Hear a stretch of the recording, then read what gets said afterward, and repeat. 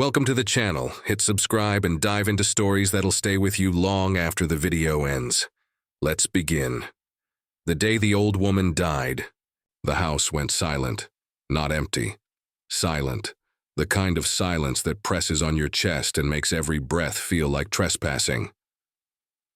Elliot stood in the narrow hallway, the key still warm in his palm. She had given it to him hours before her last breath, pressing it into his hand with trembling fingers. "Don't go in until I'm gone," she whispered. Her eyes, milky but sharp, held him like a command. Promise me. He had promised. Now she was gone, and the promise burned like acid in his throat. The house smelled of old tea, dust, and something faintly metallic. He moved slowly, as if the walls might crack under his footsteps. Photographs lined the corridor, sepia ghosts staring out, all wearing the same wary half-smile. He never noticed before how every single one of them avoided looking directly at the camera. The key was small, iron, oddly cold even in the heat of the afternoon. He turned it over, tracing its ornate teeth. There were letters etched into one side, ER, his grandmother's initials. When he was a boy, she used to lock that room and tell him it was unsafe. Some things, she'd say, are meant to stay closed, and when he'd asked what was inside, she only smiled, a thin and weary thing, and said, "Memory."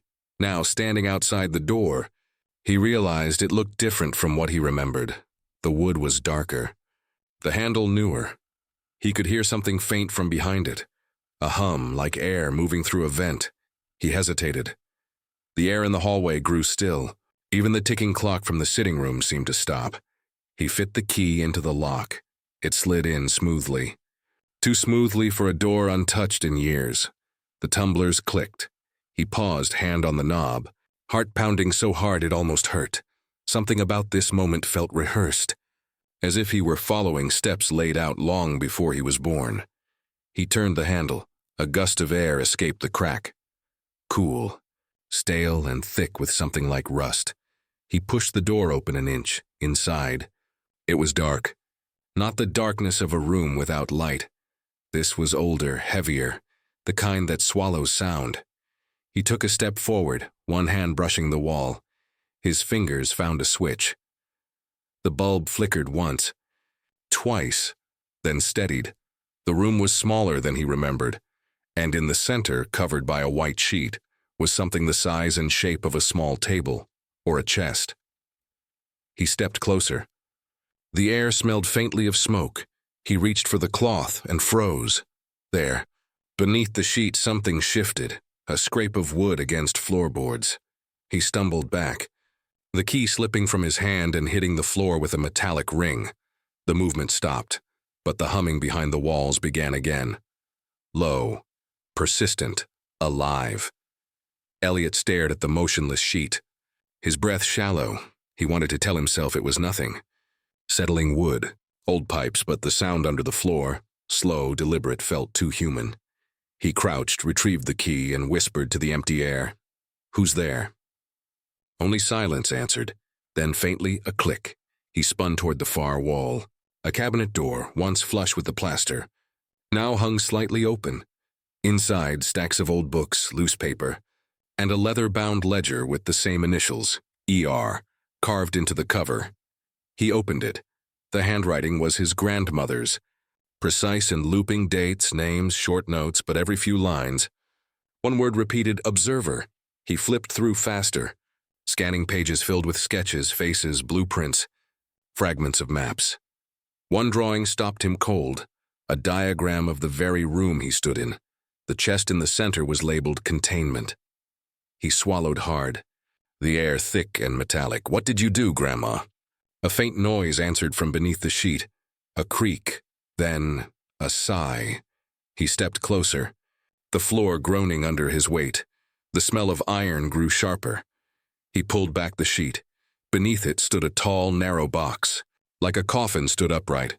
It was glass on the front, lined with brass fittings, and filled halfway with a pale amber liquid. Inside, a human figure. Eyes closed.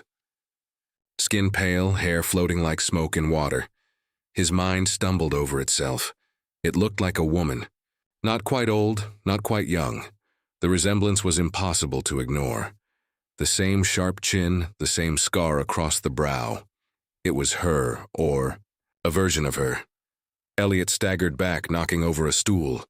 Liquid inside the chamber sloshed gently, releasing a faint hiss of escaping air. The hum grew louder now, mechanical and rhythmic. Coming from beneath the floor, he saw wires running from the chamber into the wall, thick cables leading somewhere deeper inside the house. He grabbed the ledger again. The last entry read, Cycle 31 complete. Subject stable. Memory transfer successful. Next activation to occur upon my death. The words blurred as he read them again. Upon my death. A chill crawled through his bones. He turned toward the body in the glass. His own reflection warped beside hers. Then the eyes opened. A flash of movement, just the slightest twitch, and a bubble rose to the surface of the amber fluid. The hum faltered, then roared back stronger. Elliot stumbled to the door, pulling, but it wouldn't open. The lock, now on his side, had sealed shut. The humming turned into a pulse. Then, through the glass, the woman's lips moved, and in his grandmother's voice, muffled and echoing through liquid, she whispered, Hello, Elliot. He fell backward, heart slamming in his chest. The figure's eyes, his grandmother's eyes, were open, wide, unblinking. The voice had been real, not imagined. He scrambled to the far corner, gasping, You're dead. You're dead.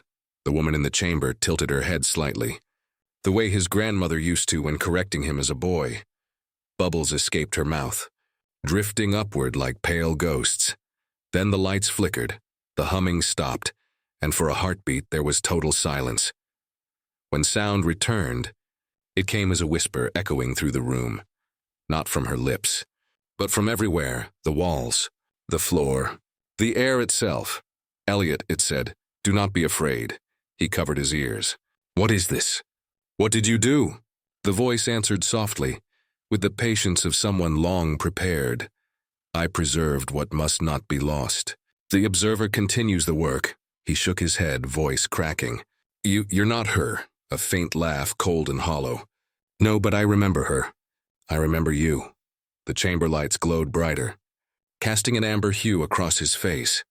He could see now that the liquid was draining slowly, hissing through pipes beneath the floor. Something heavy began to move below. Machinery that had been sleeping for years. The house trembled. The voice whispered again. Now closer, clearer. You came because you couldn't leave the past locked away. That is how the cycle begins. He stumbled toward the door, pounding on it. Let me out. Elliot. Her voice softened. Do you remember the attic? The red box you weren't meant to open. He froze. When he was 10, he had found that box, filled with old photographs of people he didn't know. On the back of one photo, written in his grandmother's hand, were the words, Trial 2, Failure. He had shown her. She had burned the photo the same night. Now the voice whispered, Those were your predecessors. He stared at the glass. My what? The figure's eyes flickered with something like sorrow. You are part of the work. My continuation, my test. The glass creaked. A thin crack spread across its surface. Elliot stumbled backward, covering his head as the first fracture hissed through the fluid. Amber drops hit the floor, sizzling like acid. The figure inside raised one pale hand and pressed it to the glass. A sound, sharp and electric, tore through the air. The light burst. Darkness swallowed everything, and in the dark, a single whisper, It's your turn now. When the light returned, Elliot wasn't sure how much time had passed. The glass chamber stood empty, cracked, steaming, drained. The hum beneath the floor had gone silent. He rose slowly, every joint aching. The air smelled of ozone and old dust. The ledger lay open on the floor beside him. A new entry had been written in ink still wet. Cycle 32 initiated. Host synchronized. His name was signed beneath it. He staggered to the mirror on the wall, half smashed from the blast. For a moment, his reflection looked wrong. His pupils dilated too wide, a faint golden shimmer pulsing behind them. No, he whispered. No, no, no. He grabbed the edge of the mirror, staring harder. The shimmer pulsed in time with his heartbeat. He backed away, knocking into the glass chamber. The faint sound of movement echoed behind him, soft footsteps. Turned. In the doorway stood the woman, alive, solid, dressed. In the same faded housecoat she'd died in. "Grandma?" Her smile was calm, almost tender. "You shouldn't have opened the door, Elliot." He shook his head. "You're supposed to be dead." "I am," she said. "And so are you, in part. The rest is new." She stepped closer, and he felt the static in the air, like the pressure before lightning. "I couldn't let it end with me," she murmured. "The memories, the knowledge, they needed a vessel. You were the only one who could bear it." He backed away. "I don't want this," she tilted her head. "It's already done." The hum returned, soft at first, then louder, filling the house again. Paintings rattled. Dust fell from the ceiling. Elliot pressed his hands to his head, trying to block the noise, but it was inside him now. Fragments of voices, images. Places he'd never seen flooded his mind. People calling his name in different languages. Machines built of glass and bone. Fires burning through time. He fell to his knees. Please make it stop. His grandmother knelt before him, her hand cool on his cheek. "It will. Once you remember everything." The walls began to shift, subtle at first, then violently. The photographs in the hallway outside rearranged themselves, new faces appearing where old ones had been. In one frame, Elliot saw himself, older, standing beside her. Another frame showed him alone, eyes gold and vacant. The voice in his head, hers. Theirs merged into one sound, the observer continues. He screamed, but it came out wrong, distorted, layered, like two people speaking at once. Then the house grew still again. The hum stopped, and in the silence, his grandmother smiled one last time. "You'll understand soon." Her body flickered, blurred, and dissolved into a shimmer of light that drifted upward, until nothing remained but the faint scent of iron. Elliot stood alone, trembling, and somewhere deep inside him another heartbeat echoed. Steady, patient, not his own. The next morning, the house looked ordinary again. Sunlight spilled through the curtains, catching dust motes that danced lazily in the air. If not for the crack in the floorboards and the faint golden glow beneath his skin, Elliot might have thought it all a dream. He sat at the old desk in the study. The ledger opened before him. The ink had dried. The words were still there. Cycle 32. Host synchronized. He turned the pages slowly, searching for something. Answers. Perhaps, or forgiveness. At the back, tucked between the final pages, he found a folded letter, his name written across it. He unfolded it with shaking hands. "Elliot, if you're reading this, then the work has begun again. You won't remember everything yet. That's mercy.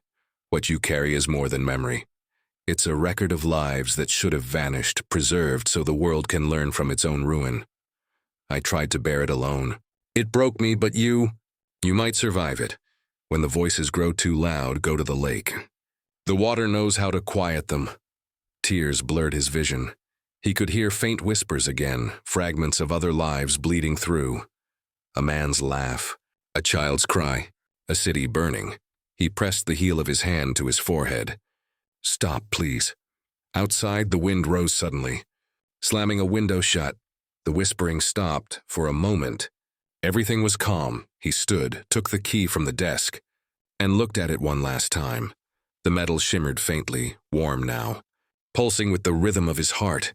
He walked to the locked room. The door stood open. The chamber gone. Only a single note remained, pinned to the wall with a rusted nail. "Every cycle needs an ending. When you're ready, lock the door." He stared at it for a long time. Then he turned the key in the lock, hearing it click shut. The hum beneath the floor sighed once, like an exhale, and faded. He stepped outside into the cold air. The house looked smaller somehow, quieter. The morning light touched his face, and for a fleeting second he felt peace. But as he reached the gate, he caught sight of something in the reflection of the front window, a figure, standing behind the glass, watching, his own face, and behind it, a faint golden light. He closed his eyes, whispering to himself, "It's over." But the reflection didn't move, and from somewhere deep in the house, soft, mechanical, the hum began again. Thanks for watching. Subscribe and visit the channel for more real-life true stories.